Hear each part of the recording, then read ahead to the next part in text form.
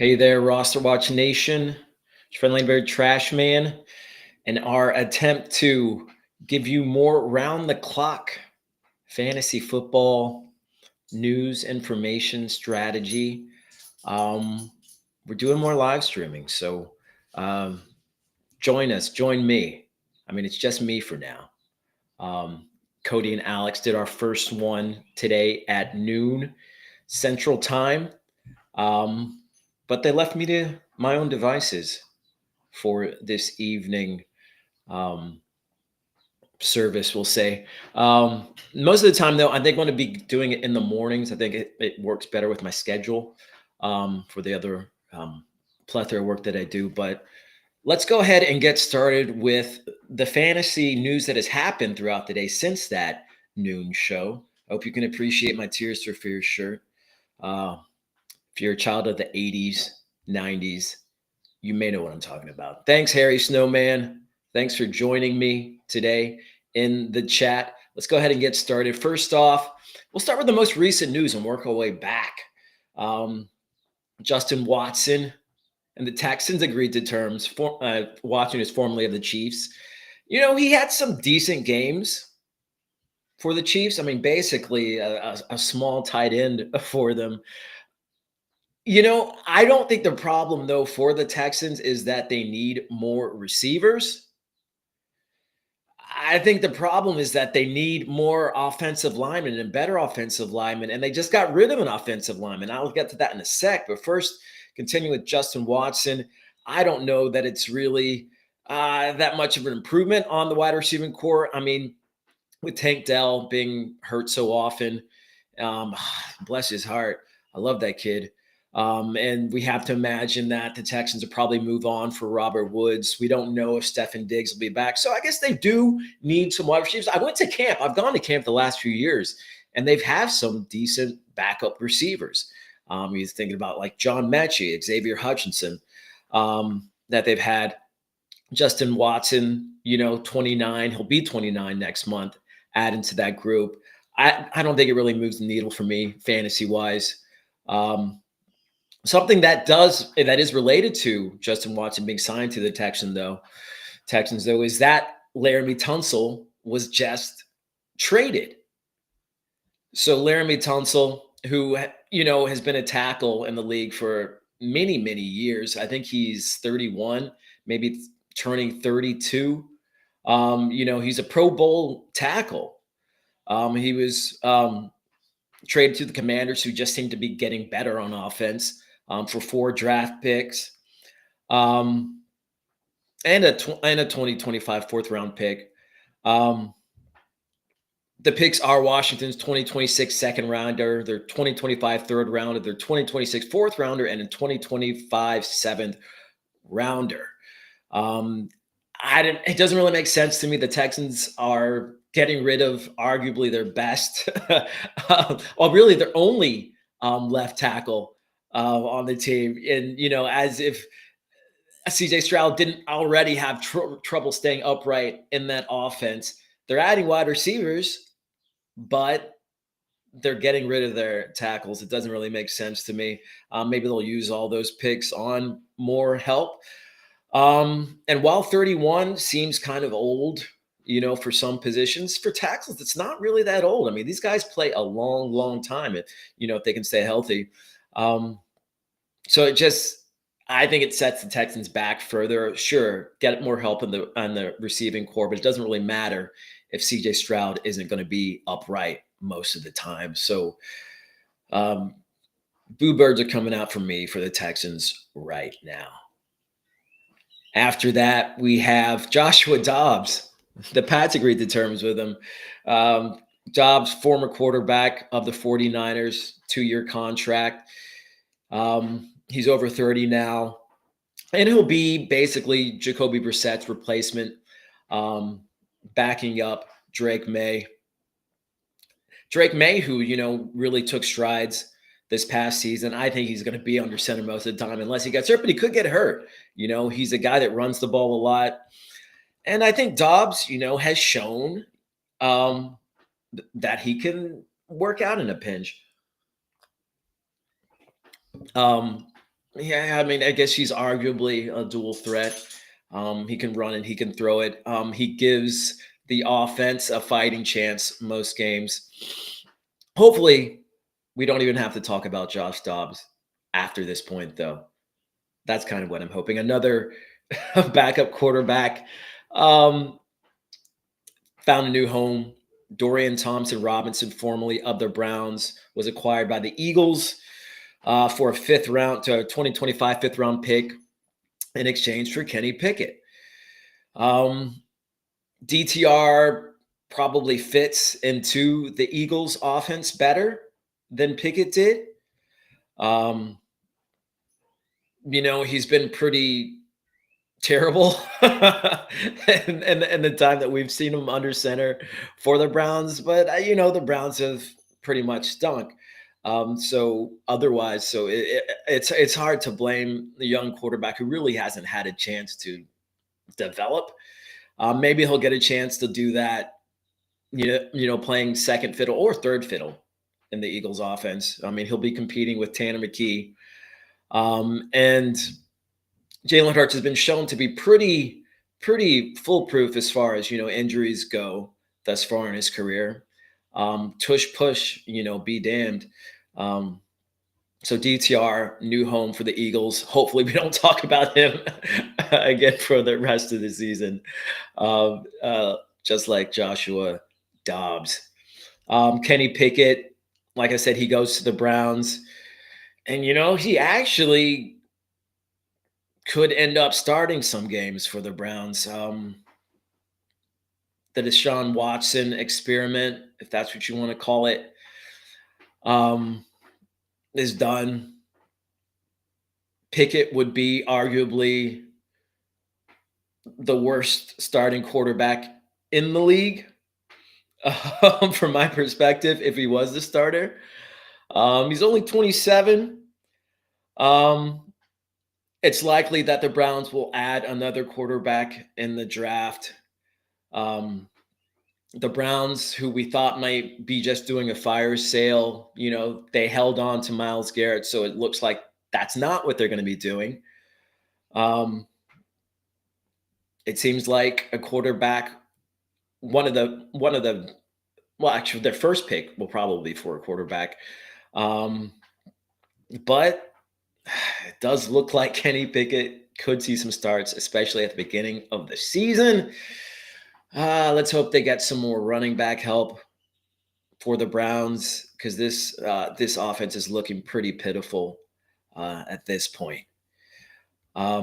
Moving on, hopefully we never have to talk about Kenny Pickett again. Hopefully they draft a stud rookie quarterback in the build of a Daniels in Washington. Although that's like lightning striking twice. Let's be honest.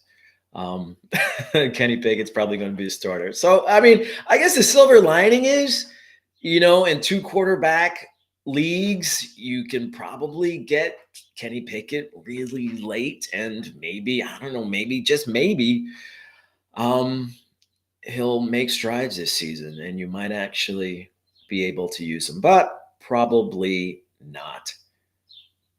And more football news. The Jaguars picked up another tight end, Hunter Long, formerly of the Rams, on a 2-year, $5 million contract. He's mainly a blocking guy. Johnny Munt was also added to the Jaguars. He's more of a passing tight end. It's like the Jaguars are going to be moving on from Evan Ingram.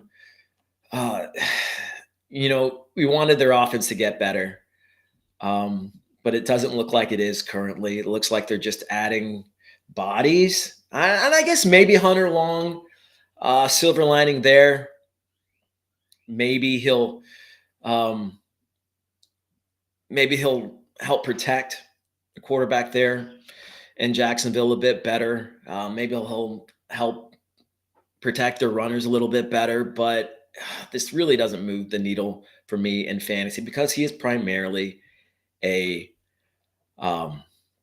blocking quarterback. 1 minute ago, new news.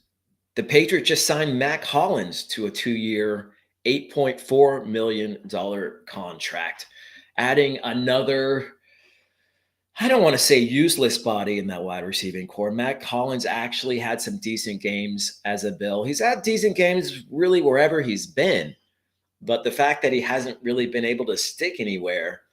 Oh, yeah. Jamie mentioned Strange being a second round NFL pick for the Jaguars. They still have him there. Um, 3 tight ends, one that's arguably just one that you'll be able to use in fantasy.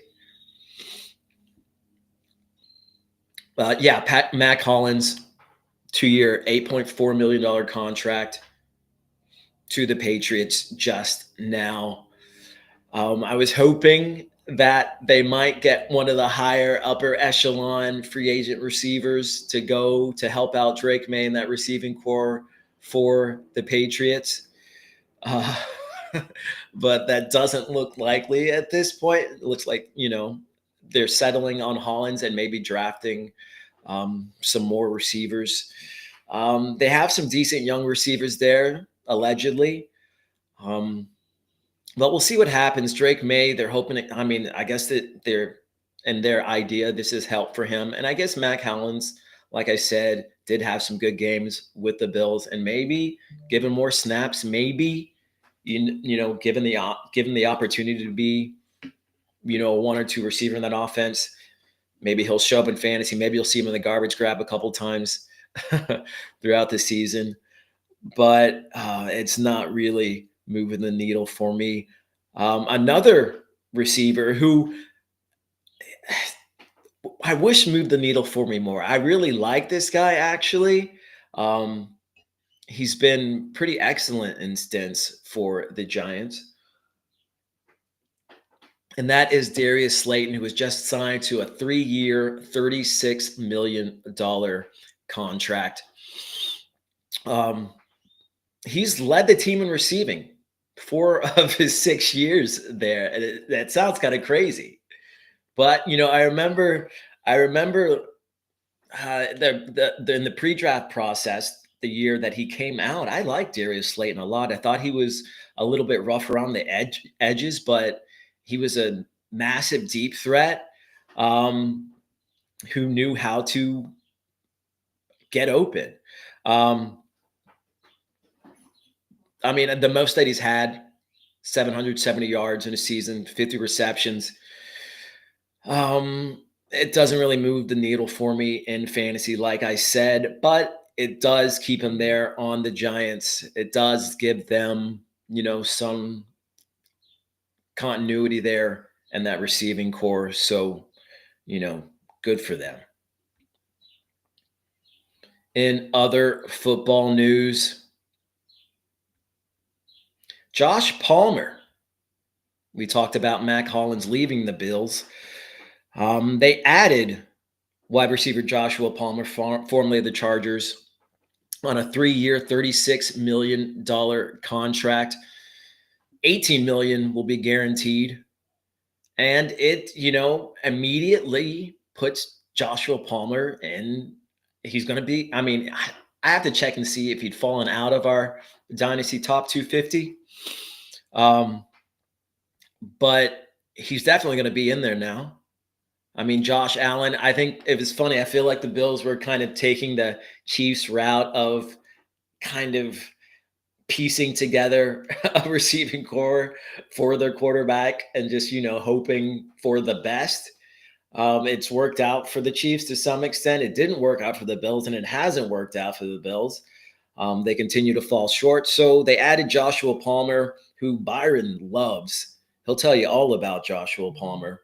Arguably the best receiver. Well, no, he was not the best receiver for the Chargers this past year. That's Ladd McConkey. Arguably their best outside receiver. That might even still be Quentin Johnston, in stints. But yeah, so he replaces Mac Hollins, who had the second most snaps on the outside of any Bills receiver last season. Palmer, his best season in the league, 72 catches for 769 yards, 3 touchdowns. dare I say that he will improve on that this season if he can stay healthy. I think he very well could. Now that he's with Allen and offensive coordinator Joe Brady. So yeah, keep tabs on Joshua Palmer. I think he's somebody that you're going to be able to get cheap. I think he's somebody who, like Jamie just said, a perfect mediocre wide receiver for the Bills. Thanks, Jamie. Um, yeah, I guess it fits into their current mold of receivers. Hopefully, they add more help to that receiving room because I feel bad for Allen, who is basically carrying that team on his shoulders. Um, Jamie says Khalil Shakir is an underrated signing 3 years extension. I don't know that Shakir is underrated.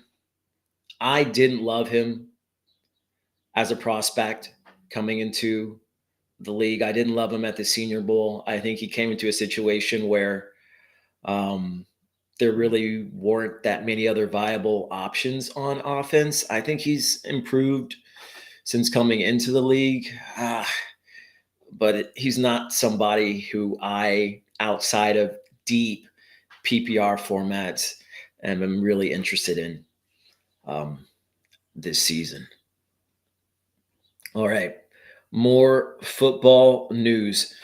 The Bengals agreed to terms with running back Samaje Perine, formerly of the Chiefs, on a 2-year contract. Comes back to his home on the Bengals, where he actually, did pretty good work there. It was a couple years ago. Perine, age 30, which is geriatric for a running back. But I guess maybe he has more tread on his tires, considering he hasn't really been a full-time back anywhere. He comes in as the number 2 behind Chase Brown.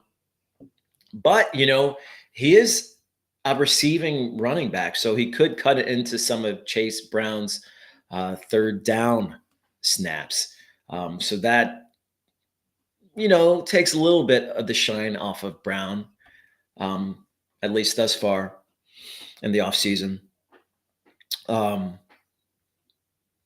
And Perine, and the thing is, Chase Brown, he's a smaller back. Maybe he gets hurt. Maybe the Bengals limit his snaps a little bit. Maybe Perine continues to stay a little bit fantasy relevant as the Browns' number 2. That is, if they don't add someone else in the meantime. More football news. We go back to Jacksonville, where the Jaguars have agreed to terms with wide receiver Dyami Brown, formerly of the Commanders, on a 1-year, $10 million contract. The deal is worth up to $12 million. Dyami Brown, he showed flashes, I'll be honest, as a Commander. I don't know how much of that was just Daniels, sprinkling his fairy dust on him. That's not an insult, by the way. Brown, he was good in stints. Like I said, he's age 26. He's still young for a receiver, but I don't think he's going to really break the waves there in the Jacksonville receiving core. He'll be another role player like Gabe Davis. And I think this just bodes better for Brian Thomas Jr., who I already loved coming into this offseason, his chances this upcoming season. I mean, if this is all the help they're going to get in that receiving core, then yeah, another banner year for Brian Thomas Jr. Hopefully they add somebody in the draft. Oh, Jamie breaking some news, or it's a thought, I guess. Well, he wants my thought. Javonte Williams to the Cowboys. I mean, I guess he's better than Rico Dowdle. I guess maybe more dynamic than Rico Dowdle. I don't know that he's more consistent than a Rico Dowdle would be. I know he's more injury plagued than Rico Dowdle. It doesn't excite me as a Cowboys fan. Um, yeah, that doesn't. Javonte getting $3 million a year for 3 years. I mean, it's like no, yeah. Javonte is going to the Cowboys. You say, um, thanks for that. Um, no, that doesn't really do anything for me. I mean, honestly, I mean, I will say when Javonte entered the league as a Bronco, I was excited about it. He's a dynamic running back. He kind of reminded me of like a No Sean Marino, who was a former Denver back. Denver has had a long line of, you know, backs who have been good for 1 or 2 seasons. 3 million a year is trash. Jamie has said that. But for a running back who is often injured, um, who was arguably on the downside of his career, uh, it's fine. Um, Jamie says he'd rather have Roshan on a roomie deal than Javonte Williams. I would too. I mean, Alex would love that. Alex loves him some Roshan, and him being a former Longhorn. Love that here in Texas. You have to think that this isn't it for the Cowboys backfield. I mean, it seems like they're just trying to cover their bases there, just in case nothing happens. As far as rookies go, well, if they draft a rookie and he doesn't work out, I mean, in my wildest dream, I'm hoping the Cowboys get Genty in their first round pick for their first round pick. But that may not happen. It probably won't happen. Nothing ever happens the way I wanted to for the Cowboys. Jamie is saying, remember Javonte Williams being taken to top 5 before Jamar Chase in rookie drafts is true. We were stoked on him, and I really think he's been injury plagued and that has affected his abilities on field.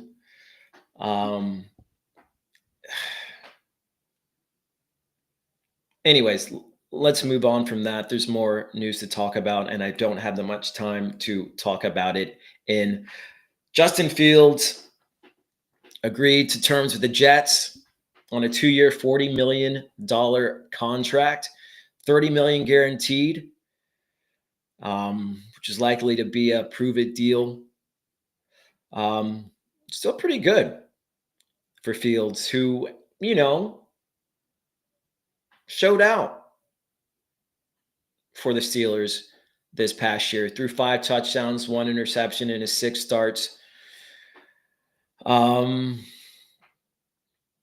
offense is better that he'll be coming into. I always like Justin Fields' arm, and he'll be paired with Garrett Wilson, be able to stretch the field.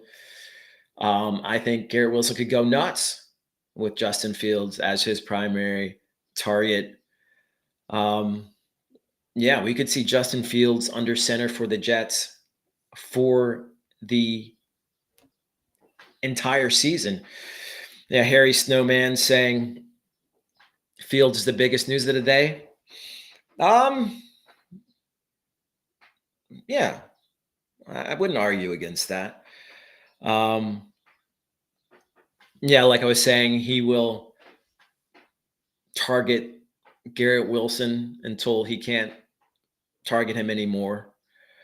Um, so it's definitely not a downgrade for Wilson, who was competing with Devontae this past um, season. Devontae, as we know, moved on to the Rams at this point. Um, I digress for a second. Jamie saying, imagine if the Bears took Genty at 10, trade Swift. The trash can. Remember, Ben Johnson shipped out of Swift, drafting Gibbs at 12. Yeah, Cody was saying that he could see the Bears taking Genty at 10 um, in our last Dynasty pod. Um, yeah, I could see it happening. I don't want it to happen because I want him to fall to the Cowboys. But that's enough homerism. Um, we'll let the chips fall where they may. Also, another quarterback news. Some might consider this to be the biggest news of the day, and that's Sam Darnold agreeing to terms with the Seahawks on a 3-year, $100 million contract, $100.5 million contract. Darnold, who came back to fantasy life as a Viking, shook off those New York ghosts, um, signs a pretty good deal. 55 million guaranteed, 37.5 million in 2025. It also gets Darnold back in the arms of offensive coordinator Clint Kubiak. They worked together in San Francisco. Darnold was really good for the majority of 2024, threw for over 4,300 yards, 35 touchdowns, only 12 interceptions. But, per usual, he imploded at the end of the season.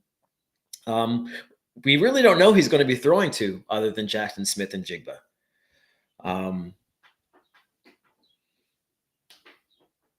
Yeah, the Seahawks are going to have to add some receiving help there. Jackson Smith and Jigba, he's a utility knife of a player. He can really play all over the field. Primarily a slot guy, though. Darnold's got a big arm. He needs somebody for him to throw it deep to. I don't know that this is an upgrade for Darnold's fantasy prospects. Don't know that it's an upgrade for Jackson Smith and Jigba either. We'll see who they add in that receiver room. But it's kind of wait and see on Darnold. I don't think the situation is going to be as good as it was in Minnesota, so I'm not expecting him to have as good of a season, at least from what we know right now about that Seahawks offense. Let's see if we can touch on one more major piece of news. I've been on for about half an hour now. It's kind of hard to believe. Okay, let's talk about a guy who's staying where he is.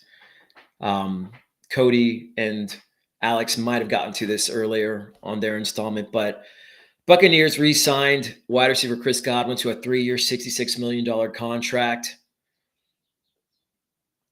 Apparently, according to Ian Rappaport, Godwin left about $20 million on the table to sign elsewhere to return to the Bucs. Talk about loyalty. Maybe they have something on him. Maybe there's a video floating around that we just don't know about. That's a lot of money. He's going to receive $44 million in guaranteed money. Well, at least now that's out of the way. Okay, now that I'm thinking about it, maybe knowing that he's coming off of an ankle injury and may not be the same receiver that he already, he thought he was, or that we knew him to be, maybe staying in that same offense. It just makes it an easier path to fantasy football relevancy. I mean, and real football as well. Only caught 50 passes for 576 yards and 5 touchdowns in 7 games he appeared in last season. But what I like about it, what I always like about these kind of players and this kind of information is that